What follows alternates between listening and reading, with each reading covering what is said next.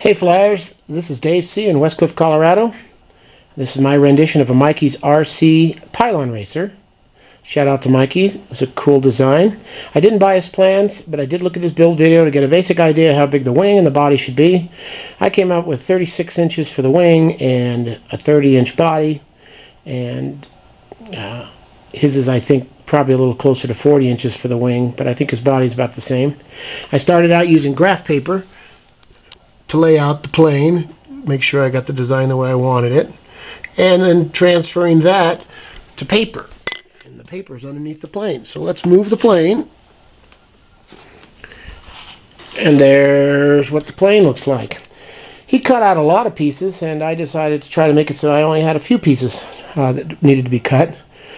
The main body is all one piece, including the horizontal stabilizer, and I use the flight test method of cutting through the paper and double beveling the foam to give you the control surface, and the wing ends are attached on the foam with barbecue skewers and of course hot glue.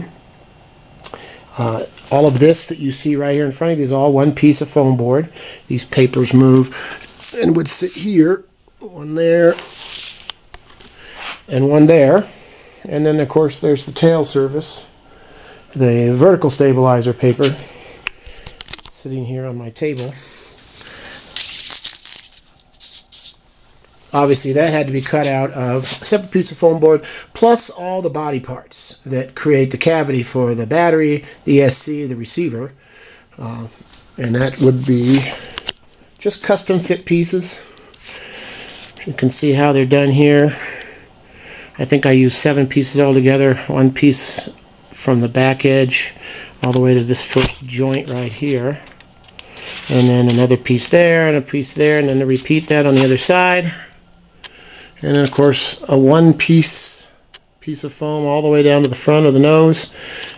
Took off the paper on the underside here to make sure it would follow the curve more easily. I put the servo for the elevator here in the back.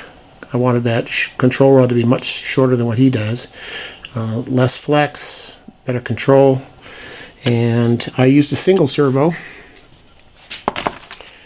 on the inside. Let's see if I can open it up here. Single servo for my ailerons. Seems to work very well. I use close hanger wire, easy to get, and it bends very easily, and it's nice and rigid and stiff. Obviously the coffee stirrers you can see underneath to keep the aileron control rod from sticking to the tape, colored tape. My ailerons are pretty small. They're way out here on the wing end on both sides. It doesn't roll real fast, but it's not designed for that. It's designed for bank and yank, and that it does very well. Put a piece of light ply on the bottom of the foam board here on the inside, so that when I stuck the Velcro, hot glued the Velcro tape down, it would be on that plywood board and not on the foam board paper, so it doesn't rip out. I'm using a 2200 kV 2826 200G motor. It's pretty fast. It's not as fast as I'd like it, but I'm not really into speed as much as I'm into aerobatics. But this was just a fun build. Try it out, see how it works.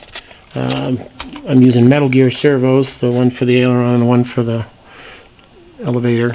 I like them. I don't crash much, but just in case I do, don't strip out the gears. I think I did mention I used a dowel rod on both the top and the bottom to give me a little bit more of a symmetrical airfoil, so it flies a little better upside down. I don't know if Mikey tried his upside down. I think he did, and it flew okay. But I've got a 1/4-inch dowel on the bottom and a 5/16 inch dowel on the top. Trying to, again, create a little bigger airfoil. That probably slows it down a bit, but flies pretty well. And you can see I stuck these kind of crazy looking wingtip ends. I don't know why, just something to do. Not a very good cover job, but I just wanted to get it out and try it out and see if it flies. Obviously air cooling here, going through right by the ESC and comes out the other side, and that works very well. Had one flight, the CG was a guess for me, and I guessed pretty well. I didn't have to do much in the way of correction. I don't remember what my measurement is back from the leading edge, but you can see it there. So that's it. That's my rendition of the Mikey's RC Pylon Racer. Thanks, Mikey, for your interesting design. Dave C. out.